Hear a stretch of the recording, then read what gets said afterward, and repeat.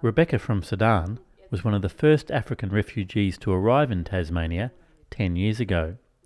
Learning English, particularly local phrases, was one of the first challenges she faced. One day we were invited to go to somebody's house, and they said, you have to bring a plate. The other thing was like to take all the plate to the house, but my support group just came. She was going to take me, and I went to kitchen taking out all the plate, and she was looking at me, what are you taking them? And I said, oh, we're going to party, and we were biting, and they said, you have to bring along a plate. And she was laughing at me. She said, no, they don't mean that. Yeah, she was explaining that. It was funny. 3 of Rebecca's 5 children have been born in Australia. Differences in child-rearing practices presented Rebecca with her next cultural challenge. Back home, if the child did something really bad, you have to smack the child, which is not allowed here. To smack the child is against the laws. Yeah, but it's very, very hard for us because we didn't used to that, but we have to learn now to do that. It doesn't mean you're gonna hit the child or you're gonna kill the child. No, it doesn't mean that. But you just you have to tell the child that it was wrong. Oh, sometimes it's just I have to just run away from them, leaving them in this house and just run away. Because I don't have. Sometimes they are taking control of me. It's not me taking control of them. As Rebecca's children have grown, she is continually surprised by differences between Sudanese and Australian culture.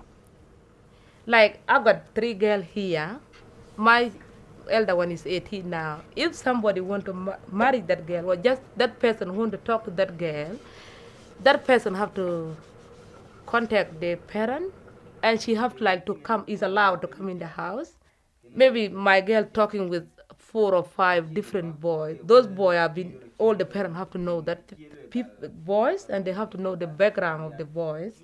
And one day, maybe the girl was going to choose one boy, but that boy, if he's not a good person, we said no. If I don't like that boy, and my husband and all my people don't like that boy, we said no. Sometimes bring fighting. The girl said, oh, I like that boy, but we said no, we don't want that boy. Sometimes bring a lot of problem, but in the end, the problem might be solved. The girl might be married the right person. Volunteering offers local people the chance to learn more about our new African neighbours. I spoke with Sophie Clark, who is a volunteer at Centrecare, an organisation that helps new arrivals in their first 6 months in Australia. I'm one of the youngest volunteers, and I became involved because I intend to go travelling overseas and work overseas with people. And I saw that volunteering in Hobart with refugees and new arrived families was a really good way of learning about different cultures, of developing that flexibility and that patience with sort of the language barriers and the cultural barriers. And it would, a lot of flexibility and open-mindedness when it came to being overseas and living in different cultures with different people. You get this wonderful feeling of fulfilment when you can help someone and help them become more independent. It's lovely to spend time with families that have children, because the children are always very friendly, and it's great making them smile and laugh.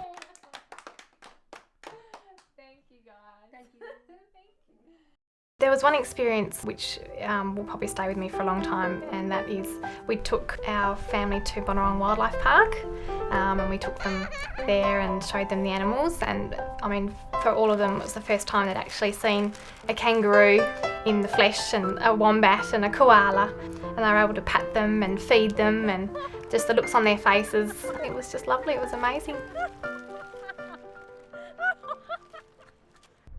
Being a volunteer, I've got an awareness of the problems which the families face, and because I work so closely with them, I have an understanding of their culture and where they're coming from. And I think that understanding is lacking in the general community as a whole, so that families are often treated with a bit of impatience because they don't understand, and they tend to face a lot of difficulty in areas such as housing and employment.